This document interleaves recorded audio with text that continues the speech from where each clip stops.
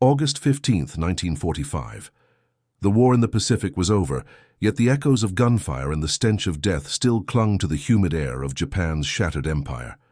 On a barren compound in Guam, beyond the razor wire and watchtowers, silence reigned, broken only by the shuffle of boots and the metallic rattle of rifles carried by American guards. Inside the camp, thousands of Japanese prisoners of war, men who once swore to fight to the last breath, now lived in a haze of surrender, defeat, and dishonor. Their eyes were hollow, their uniforms reduced to rags, their bodies thinner than shadows.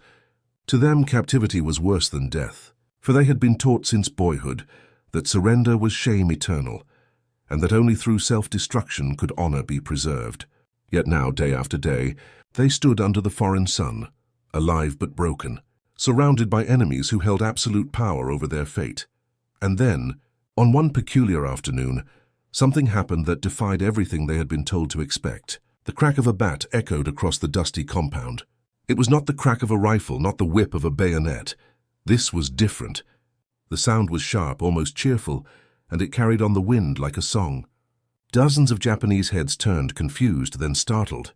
They blinked, unbelieving, as a baseball sailed high into the air, arcing toward the wire fence before dropping harmlessly into a fielder's glove. Beyond the barbed wire, American soldiers shouted and cheered, laughing as they ran across a rough diamond carved into the earth.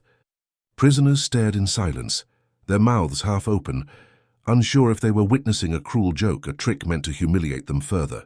But it was no trick. What they saw was real.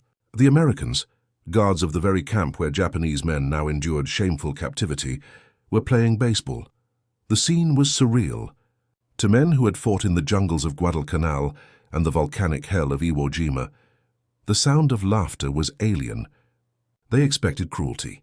They had been prepared for hunger, whippings, and degradation. Yet here, instead of torment, they saw their captors engaged in sport, treating the battlefield not as an altar of death, but as a ground for games. And soon, as days turned to weeks, something even more astonishing occurred. The Americans invited the Japanese to join them. Baseball bats, gloves, and balls were passed across the invisible divide between victor and vanquished. Guards, grinning through sweat-streaked faces, motioned for the prisoners to step forward, to take the field, to swing, to run, to play. At first, suspicion froze them. Could this be some elaborate test of loyalty? A way to expose weakness, to prove they were unworthy men?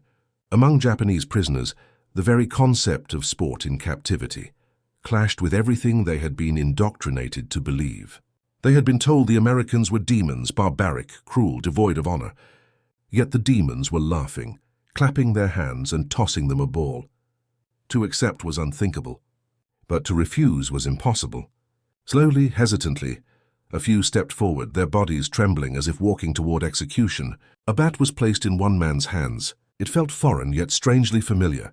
He glanced at the smiling American who handed it to him, searching for mockery in his eyes. But there was none. Only expectation. The pitcher wound up. The ball flew forward. The bat swung. A sharp crack split the silence. For a moment everything paused. The ball flying, the prisoners watching, the guards cheering. And then it landed, skipping across the dirt, and shouts of encouragement erupted from both sides. In that instant something shifted. A wall built on hatred and fear began to crumble, replaced by a game that transcended language, culture, and war. For the first time, many of these men smiled. Some even laughed. The field became a strange sanctuary where swords were forgotten and shame was dulled by the thrill of competition.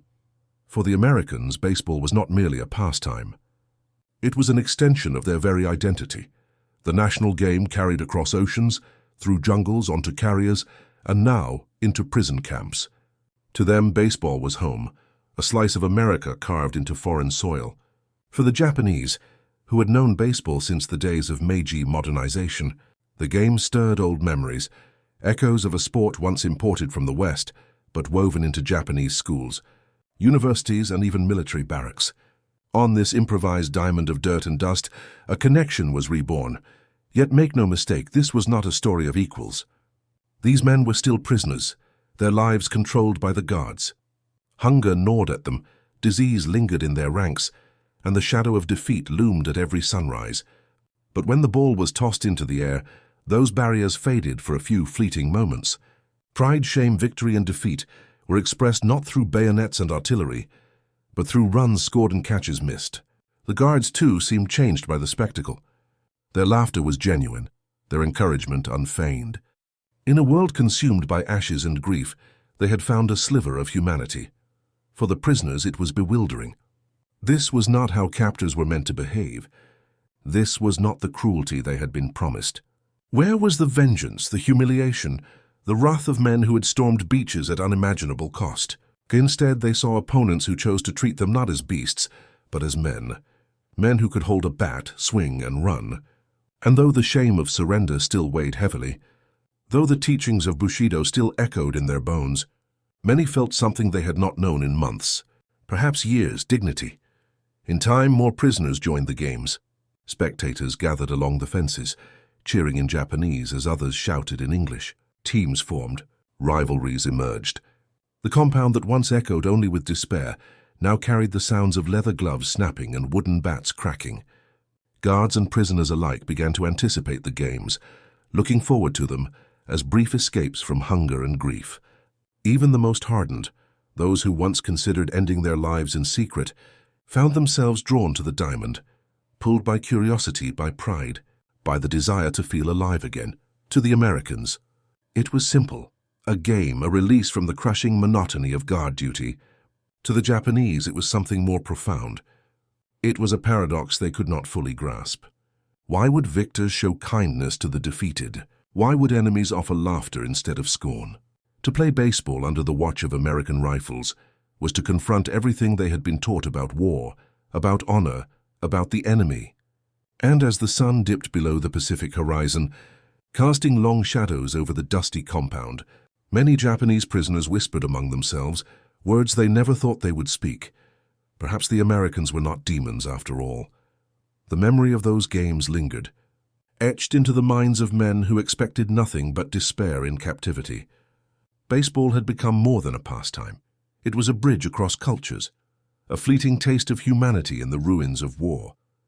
And though the war itself had been the bloodiest chapter in human history, in that camp, between barbed wire and bayonets, the crack of a bat offered something no rifle or bomb could deliver: hope. September 1945. Across the Pacific, the world lay stunned in the aftermath of the most brutal conflict humanity had ever endured. Cities from Tokyo to Hiroshima were reduced to ash and rubble.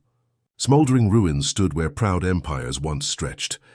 The rising sun of Japan had been eclipsed by mushroom clouds, its armies shattered, its navy rusting beneath the waves. For a nation that had sworn never to surrender, the word itself became a scar that cut deep into its very soul. The Japanese warrior ethos, rooted in centuries of Bushido, had told soldiers that capture was worse than death, that to fall into enemy hands was to abandon all honor. Yet now, hundreds of thousands of Japanese soldiers found themselves behind barbed wire, scattered in prison camps across Asia and the Pacific, living out the unthinkable, survival without honor. In the Pacific theater, the handling of prisoners of war had been one of the war's most bitter paradoxes. American and Allied soldiers knew all too well that surrender on the Japanese side had been rare. On the battlefields of Tarawa, Saipan, Peleliu, and Okinawa, Japanese troops had fought until the last cartridge, until the last man. For every captured prisoner, dozens had chosen death, through banzai charges, suicide grenades, or leaping from cliffs. Civilians, too, had been swept into the same code of death before dishonor. It was precisely this mindset that shaped American expectations. Those who did surrender were assumed to be fanatics, broken only by starvation or wounds. To guard them was to watch men who carried both hatred and shame in their veins. By war's end, however, the scale of captivity grew beyond imagination. Over 500,000 Japanese troops laid down their arms in China. Tens of thousands were captured in the Philippines, in Guam, in Saipan, and across the Pacific Islands. In August and September, as Imperial Japan crumbled, American forces inherited the task of containing this human tide.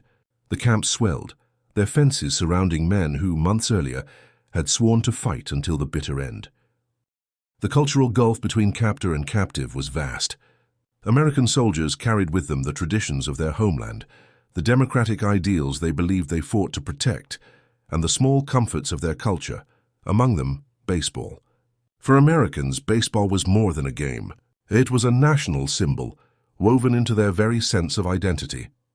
From small-town fields in Kansas to sandlots in New York City, it had shaped generations of young men who now wore khaki and olive drab. Even on the front lines, GIs carried mitts and balls in their packs, staging games in bombed-out fields between battles. To the American soldier, baseball was not just leisure. It was a reminder of home, a link to life before the war, a symbol of resilience. For the Japanese, the story was more complex. Baseball had been introduced to Japan in the late 19th century, and by the 1930s, it had taken root deeply within schools, universities, and even the military. By the time the Second World War erupted, Japan had its own vibrant baseball culture, with professional leagues, fierce rivalries, and stadiums filled with cheering crowds. Yet when war came, the sport was transformed. It became militarized, reshaped as a tool of nationalism. Games were played under banners of the rising sun. Rules were altered, and the language of baseball was infused with martial spirit. Strikes and hits became metaphors for bullets and bayonets. What had once been a game of connection with the West became a weaponized ritual, reinforcing discipline and loyalty to the emperor. Thus, when Japanese prisoners of war saw their American captors casually tossing balls, laughing and playing with ease, they were struck by a cultural dissonance that left them speechless.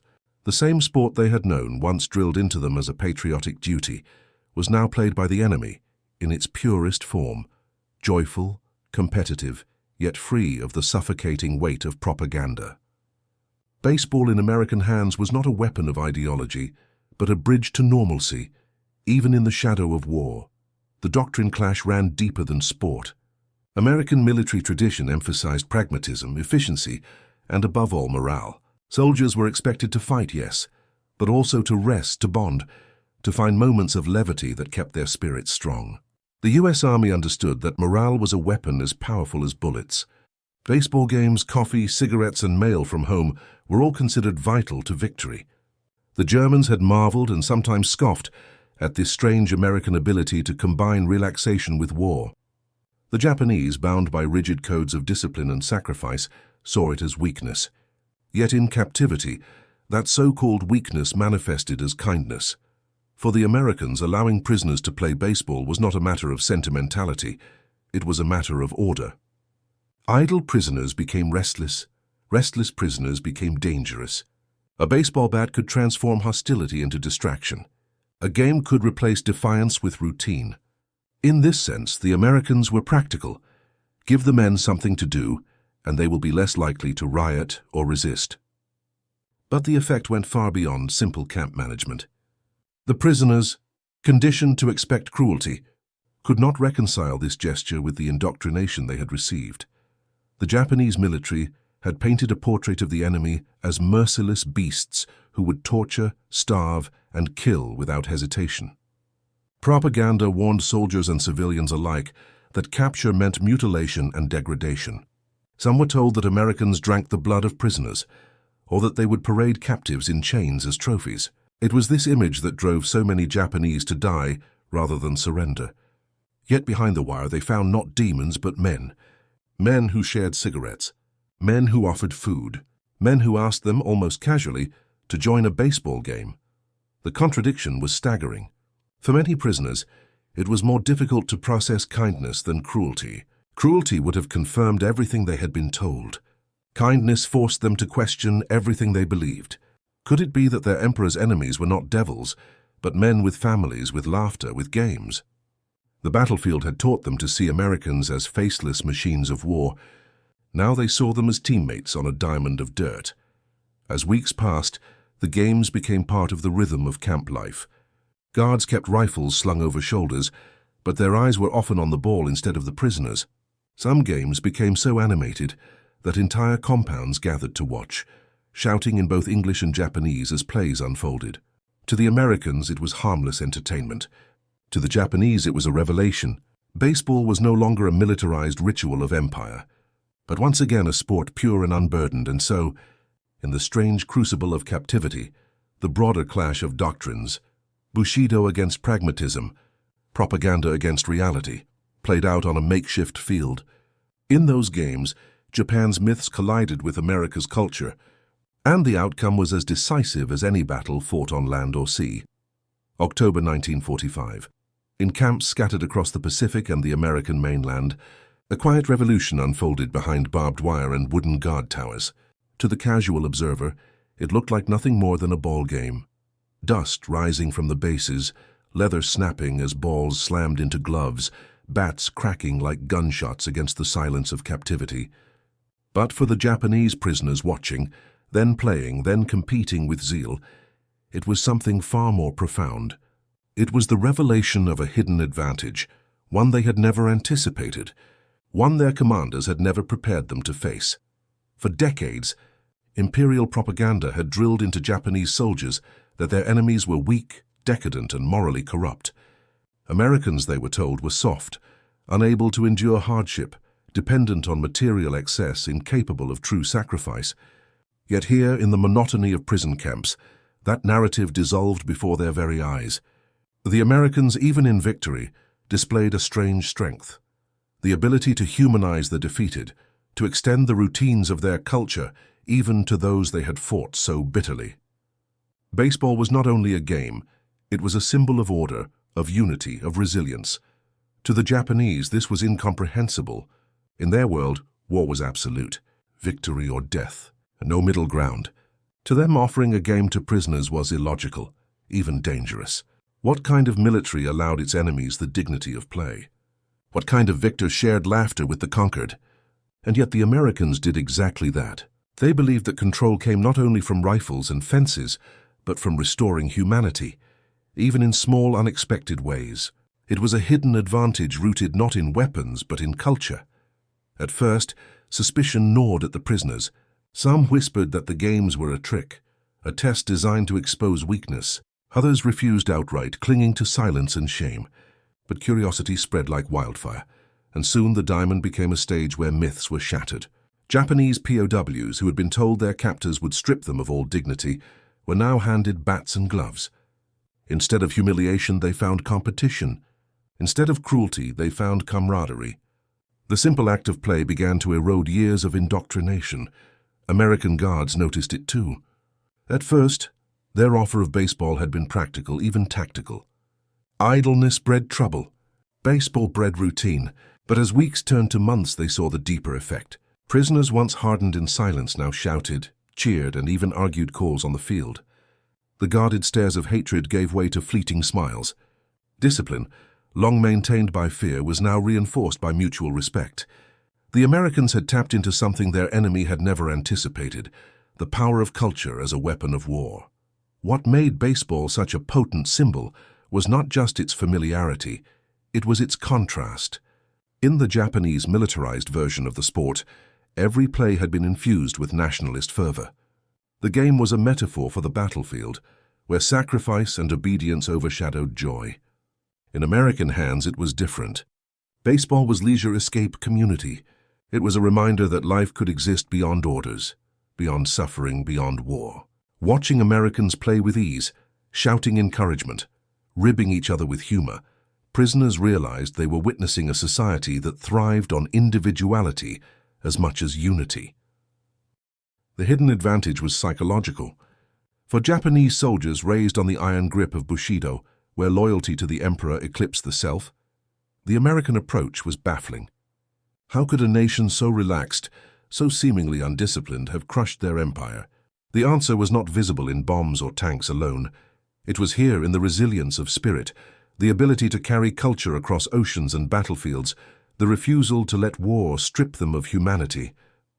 Baseball became the embodiment of this strength, flexible, unbreakable, distinctly American. For the prisoners, the impact was twofold.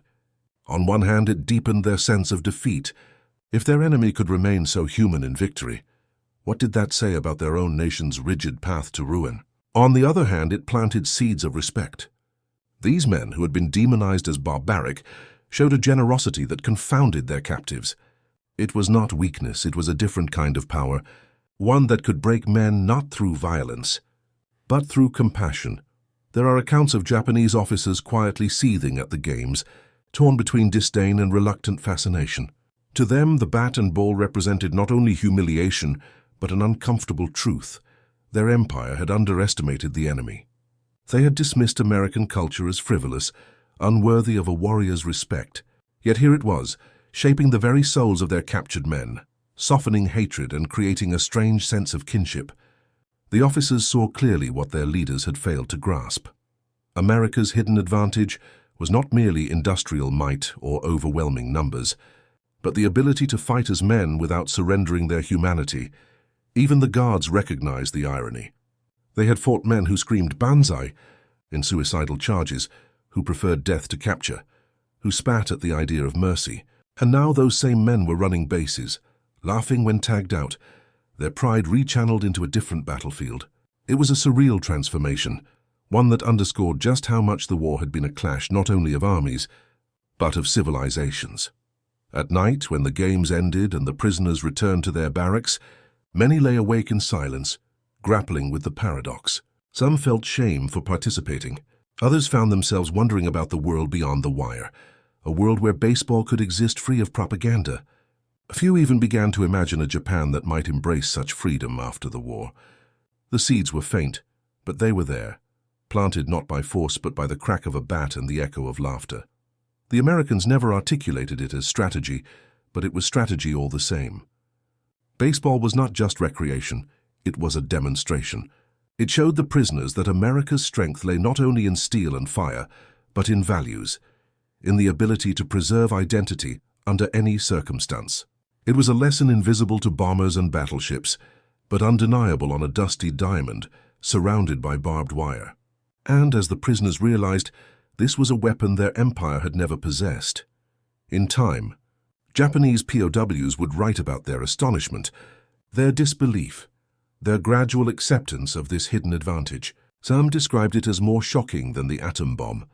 For while the bomb had destroyed their cities, baseball had shaken their souls. It forced them to ask questions their commanders never wanted them to ask. Were the Americans truly weak, or had Japan misunderstood strength all along?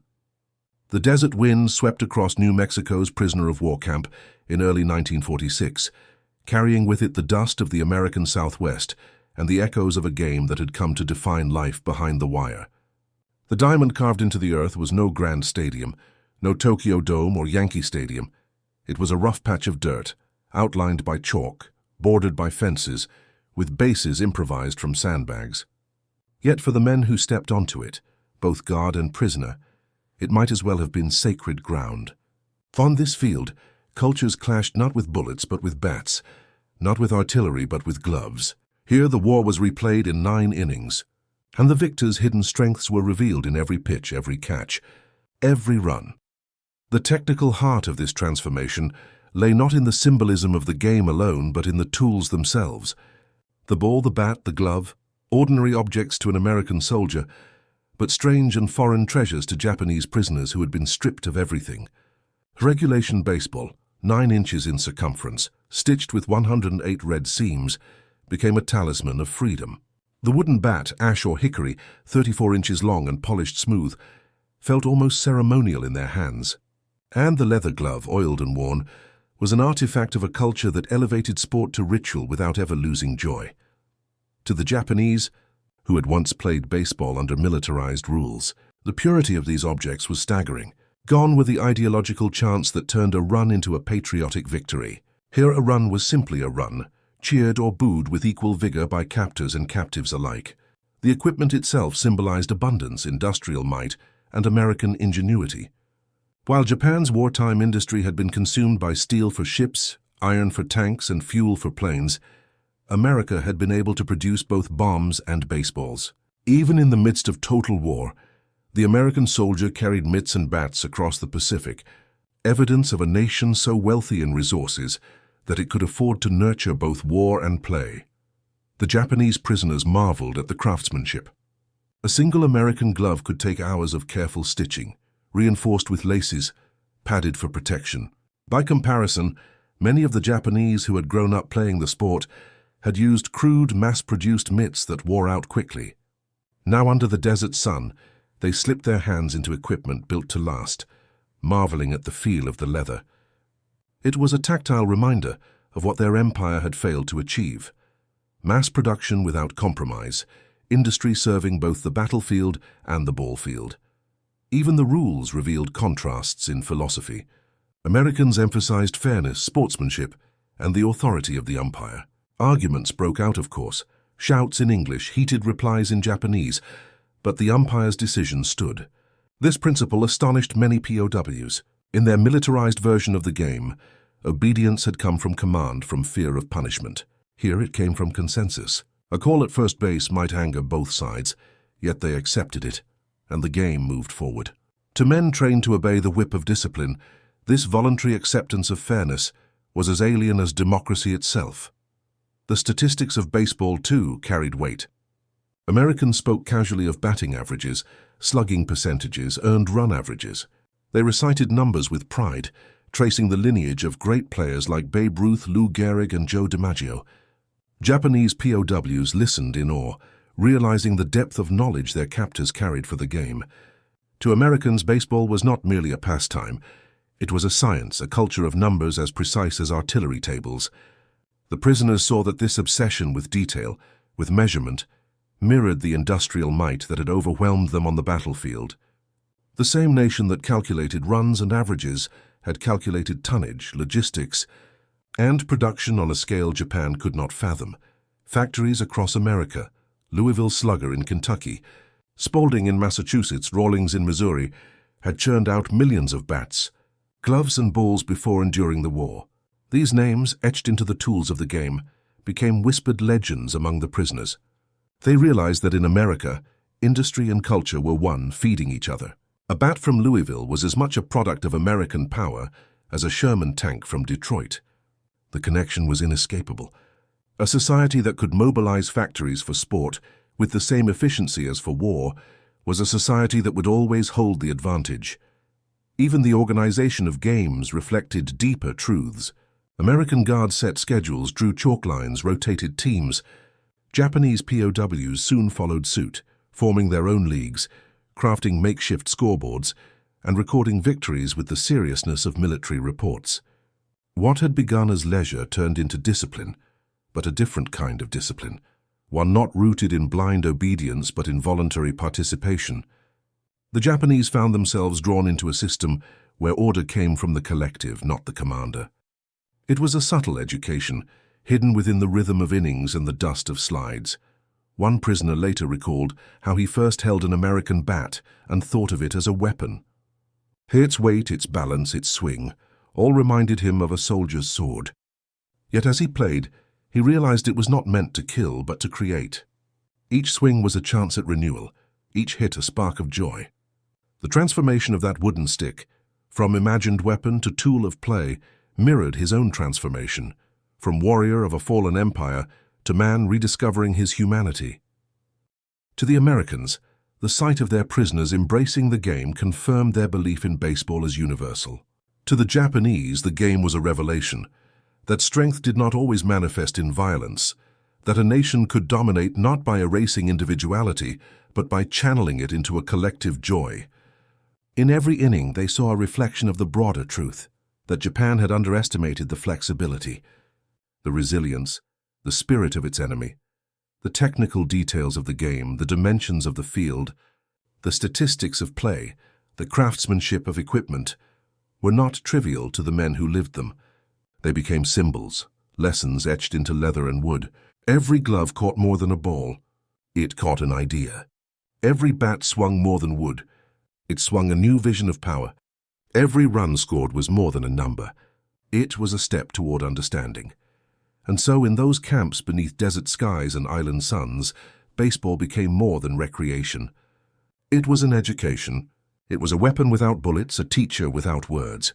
And to the Japanese prisoners, it was proof that their captors' true power did not lie solely in bombers and battleships, but in the quiet resilience of a culture that could carry its game even into the heart of war. March 1946.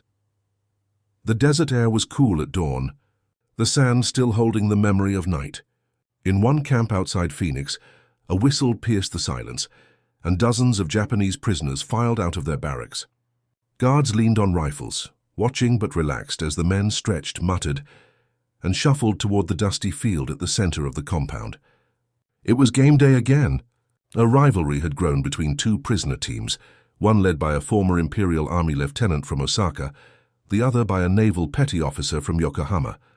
Their names had once carried weight in barracks and on battlefields. Now they carried the weight of batting orders and lineups. For weeks, tension had simmered, anticipation building, and today, the camp would witness its fiercest match yet.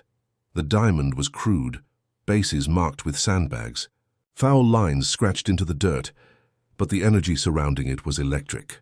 Dozens of prisoners crowded the perimeter, shouting encouragement in Japanese, while American guards formed their own audience, some wagering cigarettes on the outcome. The game had become more than diversion. It was theater, competition, and pride all rolled into one. As the first pitch sailed across the plate, a silence swept the crowd, broken a heartbeat later by the crack of wood against leather. The ball shot into the outfield and a roar erupted, the kind of roar once heard in stadiums back in Tokyo before the war. The battles of the Pacific had been decided with steel and fire. But here in captivity, battles were fought inning by inning. Both teams poured themselves into the game, as though the honor of their regiments depended on it. The Osaka lieutenant barked orders like he once did in the field, directing fielders with precision. The Yokohama petty officer urged his men forward with the clipped discipline of the Navy. Every play became a contest of will. A runner stealing second was as daring as a night raid, a pitcher's fastball as relentless as a machine gun burst, and yet something remarkable hovered over the game. The crowd of prisoners and guards, once separated by an invisible wall of hatred, cheered together. Americans whistled at sharp hits. Japanese shouted approval at diving catches. The rivalry on the diamond was fierce, but it was shared. The field had become neutral ground, where captor and captive could unite in awe of skill, in the thrill of competition. By the fifth inning, sweat poured down faces, uniforms were streaked with dust, and lungs heaved for breath. The Osaka team led by a single run, but the Yokohama men were rallying. The pitcher, a tall prisoner with sharp cheekbones, hurled fastballs with a ferocity that startled even the guards. Every strike brought a roar, every foul ball a gasp. In the stands, guards nudged each other, marveling at the prisoner's intensity. Some swore they had never seen men play with such desperate fire. To the prisoners, it was more than a game. It was redemption, a chance to channel the spirit of warriors into something that did not demand blood. Then came the seventh inning. The Osaka lieutenant's team had bases loaded, 2 outs, and the tension was thick as smoke. The batter stepped to the plate, gripping the bat so tightly his knuckles whitened. The pitcher spat into the dust, wound up, and delivered. Crack! The ball shot skyward, a high arc drifting toward the fence. The crowd held its breath as an outfielder sprinted back, leaping at the wire, glove outstretched. For a heartbeat, time froze. Then leather met leather with a snap, and the out was secured. A roar of disbelief and jubilation swept the camp, prisoners and guards alike shouting as though the fate of nations had hung on that single catch. For the Japanese, these moments mirrored their memories of battle, but stripped of death, stripped of despair. Victory and loss were still real, still raw, but now they came with laughter, not blood. For the Americans, it was proof of something deeper, that even in defeat, their former enemies could find dignity in the same game that defined their own identity. Baseball had become a language without words, one that spoke to both sides. The after-action reports of the war were filled with cold numbers, casualties, ships sunk, cities bombed, but no official record captured what unfolded in camps like these. Yet for the men who lived it, the memories were etched as sharply as those of the battlefield. Japanese prisoners wrote later of how these games saved them from despair, how they gave structure to days otherwise lost to monotony, how they offered a sense of belonging when their empire and honor had collapsed. Some compared it to breathing again after being underwater. Others admitted with shame and awe that it was the first time they had seen their captors as human. American guards saw it differently. To them, the games kept order, built routine, and offered respite from the tedium of camp life. But beneath their pragmatism, many were moved by what they witnessed. Letters home spoke of Japs who laughed and played like the boys back in Nebraska or Ohio, of how strange it was to cheer for the very men they had once tried to kill. In some ways, it softened their hatred too. The war had dehumanized both sides. Baseball rehumanized them, if only for a few hours at a time. By the ninth inning, the Yokohama team staged its comeback.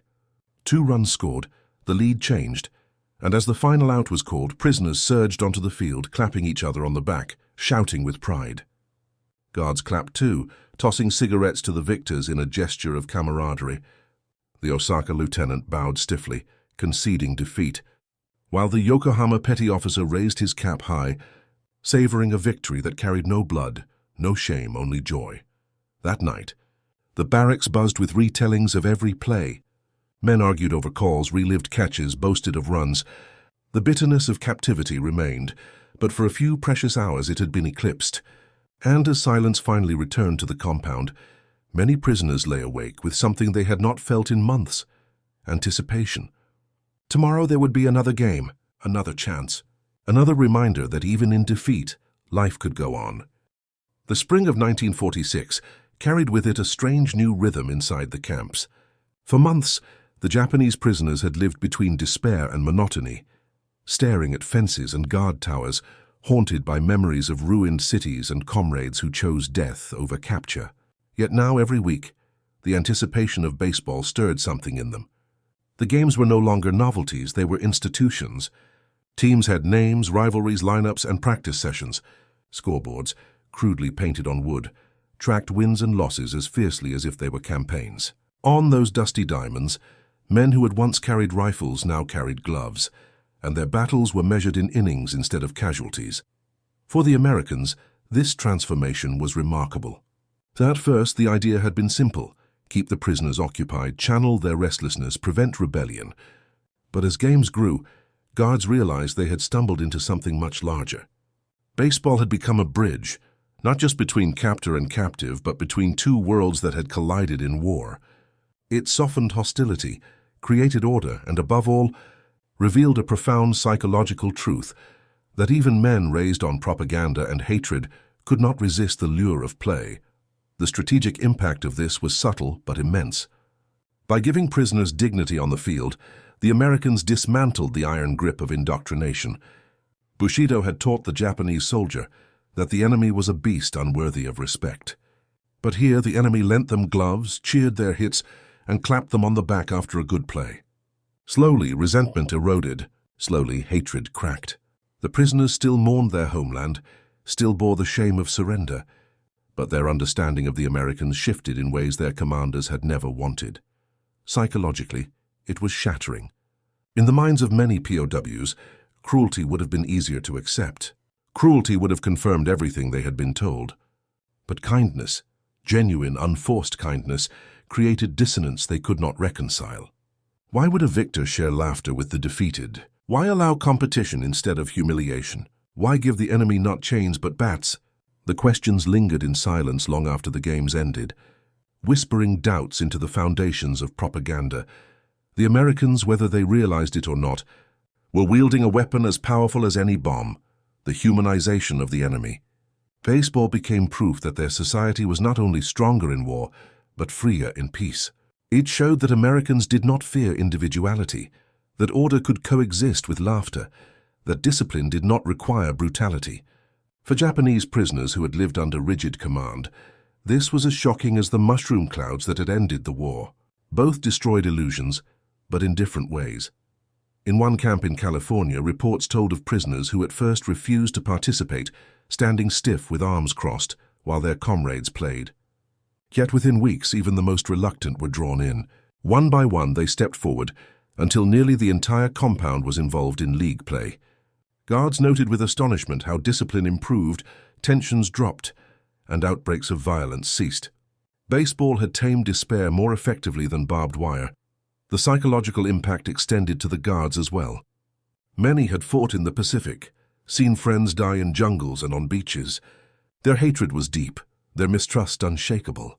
Yet on the sidelines, watching their former enemies dive for catches or sprint around bases, something shifted.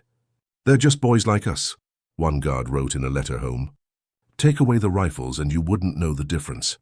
The games humanized both sides, turning faceless enemies into men.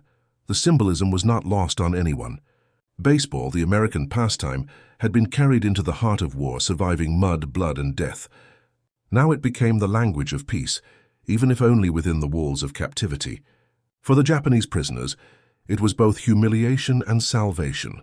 Humiliation because it reminded them of the strength of the enemy's culture, a strength their empire had dismissed. Salvation because it gave them a chance to feel alive, to reclaim fragments of dignity stripped away by defeat.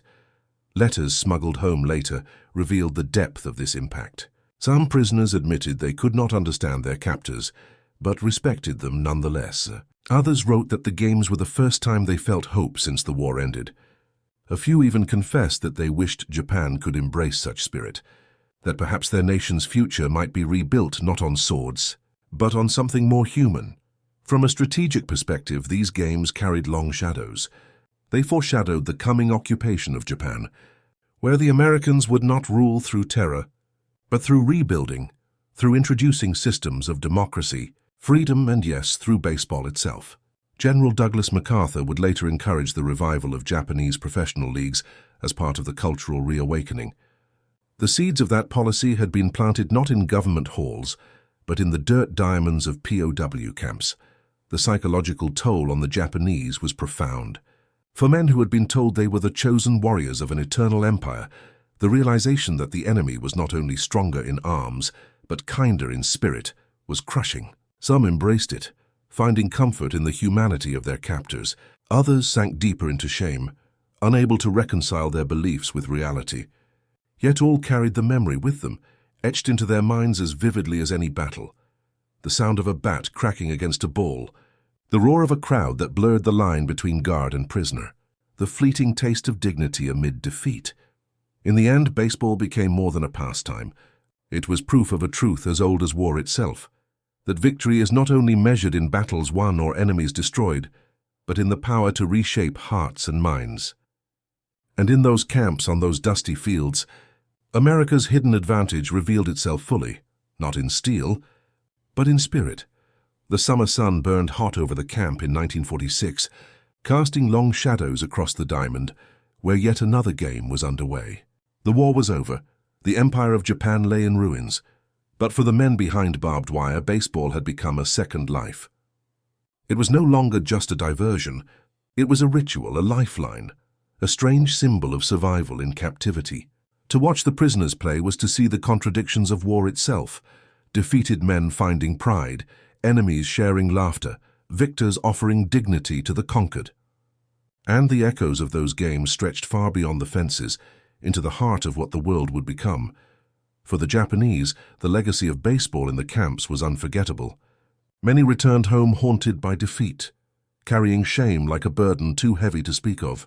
Yet some carried something else, the memory of bats cracking in the desert, of laughter with former enemies, of humanity rediscovered in the ruins of war. They had glimpsed a different kind of power, one their own empire had dismissed. Not the power of fear nor the tyranny of ideology, but the power of culture, of resilience, of connection. Baseball had been the quiet teacher that revealed America's true strength. When the American occupation of Japan began, that lesson became national. General Douglas MacArthur understood that rebuilding a broken nation required more than politics and industry. It required culture. And so, as Japan's cities rose again from ash, baseball returned to its stadiums. Professional leagues resumed. Children once again swung bats in schoolyards, and the game flourished as never before. It was more than coincidence. The sport that had bridged the divide in camps now became a bridge between nations, transforming from a symbol of captivity to a shared passion. The psychological impact of those camp games laid the groundwork for this transformation. Japanese men who once whispered in disbelief that Americans allowed prisoners to play now returned home and told others of what they had seen. Their stories contradicted the propaganda that had painted America as monstrous. They spoke of guards who shared cigarettes, of games where laughter replaced hatred, of captors who gave back dignity instead of stripping it away. In the fragile years of occupation, when suspicion lingered and resentment ran deep, these memories mattered. They softened hostility. They suggested that perhaps cooperation was possible. On the American side, the legacy was equally profound. Guards who had once fought in the Pacific returned home with stories of the enemy, not as faceless fanatics, but as men who could swing a bat, argue an umpire's call, and laugh at a foul ball. Many veterans wrote that it was the games, not the battles, that reminded them most of the shared humanity that war tried to erase. Some carried this memory into post-war life, teaching their children that even the fiercest enemy could be reached with compassion. The broader lesson echoed into the future. The 20th century would see new wars, new enemies, new technologies. But the principle remained. Victory was not only about destroying armies, but about shaping minds. In Korea, in Vietnam, in the Persian Gulf, America would continue to wield its cultural strength alongside its military might. Radios, movies, sports, and later television and music all became weapons of influence as powerful as tanks. The games in POW camps had been a small-scale example of a much larger truth. Connection outweighs firepower, and spirit defeats ideology. For Japan, baseball became a cornerstone of post-war identity. By the 1950s, stadiums were packed with fans cheering for the Yomiuri Giants and Hanshin Tigers. American players crossed the Pacific to play in Japanese leagues, while Japanese players studied the techniques of American greats. The sport became a cultural exchange more enduring than any treaty, binding two former enemies through shared passion.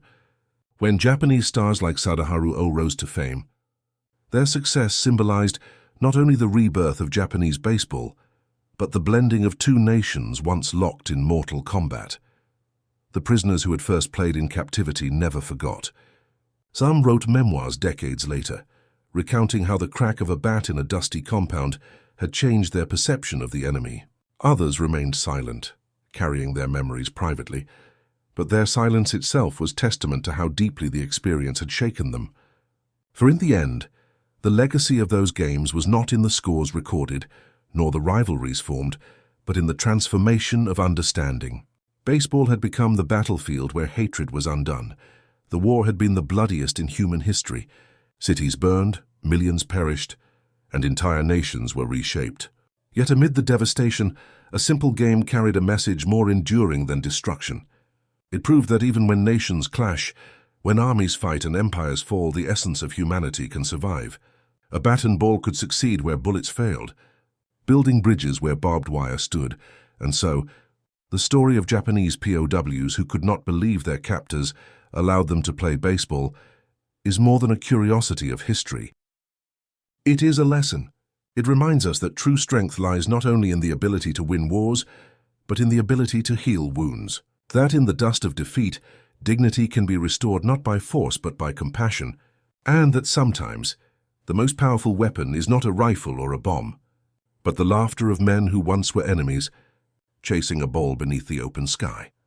As the decades passed, Japan and America transformed from bitter foes into allies, their bond sealed not only by treaties and trade, but by a game played on diamonds across two nations. Generations grew up never knowing the hatred their fathers carried, but knowing the joy of baseball. In that, the legacy of the camps lived on. In the end, perhaps Field Marshal Keitel's bitter words about Germany's defeat could be applied here. Too in spirit, we built better weapons, but you built something greater. America had built connection, and in the camps of 1946, when the crack of a bat echoed through the fences and prisoners ran bases instead of charging with bayonets, that truth was undeniable. For modern wars, the lesson endures.